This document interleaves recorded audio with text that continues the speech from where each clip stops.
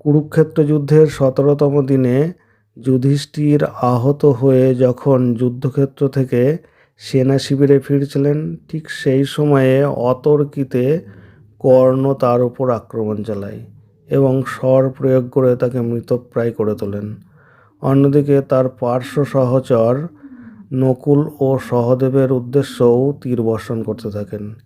এই সময়ে সারথি শল্য কর্ণকে পরামর্শ দেন যে অকারণ নকুল, সহদেব বা যুধিষ্ঠিরের উপর স্বরবর্ষণ না করে আপনার উচিত অর্জুনের অনুসন্ধানে বার হওয়া এবং তাকে বধ করা, কারণ অর্জুন বধ হলেই তবেই পাণ্ডবদের প্রকৃত পরাজয় হবে। কথা শুনে কর্ণ যুধিষ্ঠিরের উদ্দেশ্যে ব্যঙ্গের হাসি হেসে অর্জুনের অনুসন্ধানে বার হন।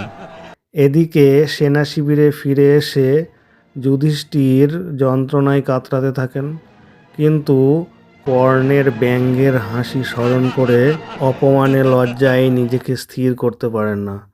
তাই যতদূর সম্ভব কৌরব সৈন্য যাতে নিহত হয় সেই জন্য নিজের কাছে নকুল বা সহদেবকে না রেখে যুদ্ধক্ষেত্রে প্রেরণ করেন। নকুল ও সহদেব যুধিষ্ঠিরের কথা মতো যুদ্ধক্ষেত্রে যান এবং আদ্যপান্ত সকল ব্যাপার ভীমকে বলেন। এদিকে কর্ণ অর্জুনের অনুসন্ধানে এসে দেখেন যুধিষ্ঠির, সাত্যকী, ধৃষ্টদ্যুম্ন প্রভৃতি মিলে কৌরব সৈন্যকে অকাতরে নিহত করছে।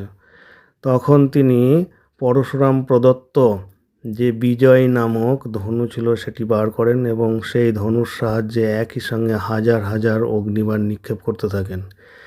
এর ফলে পাণ্ডব সৈন্যের মধ্যে একটা কোলাহল সৃষ্টি হয় এবং অকাতরে তারা প্রাণ বিসর্জন করতে থাকেন।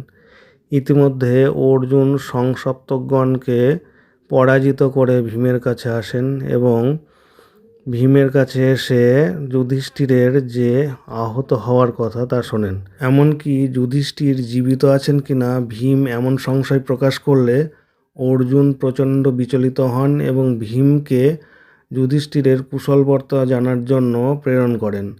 অথচ শ্রীকৃষ্ণ ভীমকে নিষেধ করে অর্জুন সহ নিজে যুধিষ্ঠিরের কাছে যান, কারণ তিনি কর্ণের প্রবল পরাক্রম দেখে একথা ভাবেন যে এখন যদি অর্জুন কর্ণের সম্মুখীন হয় তাহলে অর্জুনের অসুবিধা হতে পারে বা তার ভয়ঙ্কর ক্ষতি হতে পারে।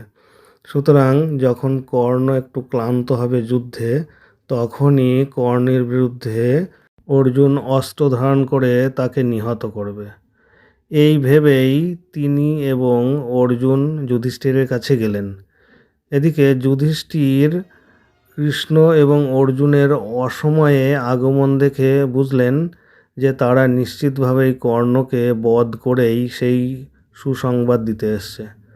তাই অর্জুনের কাছে জানতে চাইলেন কর্ণকে তারা কিভাবে বধ করলেন, কিন্তু অর্জুন যুধিষ্ঠিরকে জানালেন কর্ণ বধ তো দূরের কথা, বরং কর্ণের পরাক্রমের কাছে এখন পাণ্ডব সৈন্য প্রায় হতচেতন হয়ে গিয়েছে।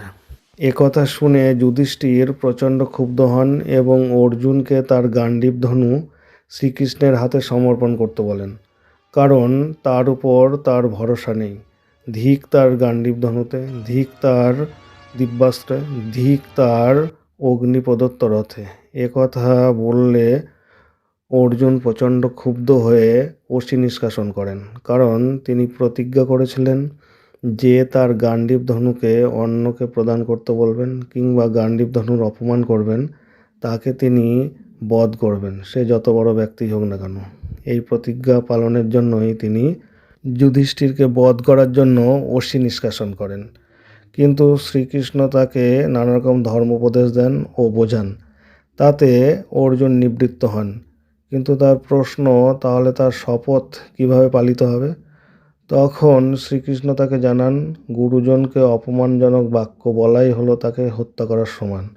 সুতরাং তুমি যদি যুধিষ্ঠিরকে অপমানজনক বাক্য বলো তাহলেই তোমার সেই শপথ পালিত হবে। এই কথা শুনে অর্জুন যুধিষ্ঠিরকে আপনির পরিবর্তে তুমি সম্বোধন করে পাণ্ডবদের দুরবস্থার জন্য যে যুধিষ্ঠিরই প্রধানত দায়ী এরকম নানা অভিযোগে অভিযুক্ত করেন। একথা শুনে যুধিষ্ঠির খুব ব্যথিত হন এবং তিনি ভীমকে রাজ্য ছেড়ে দিয়ে বনবাসী হতে চান। শ্রীকৃষ্ণ এবার যুধিষ্ঠিরকে আবার বোঝান যে তার প্রতি অর্জুনের যে কটুবাক্য তা আসলে অর্জুনের শপথ পূরণ মাত্র, অন্য কোনো উদ্দেশ্য তাতে নেই। সব ব্যাপার বুঝতে পেরে যুধিষ্ঠির অর্জুনকে ক্ষমা করেন। অর্জুন তখন যুধিষ্ঠিরের কাছে প্রতিজ্ঞা করেন আজই তিনি কর্ণকে বধ করে তবে ফিরবেন। শেষে কৃষ্ণকে সঙ্গে নিয়ে তিনি যুদ্ধক্ষেত্রে আবার পৌঁছান।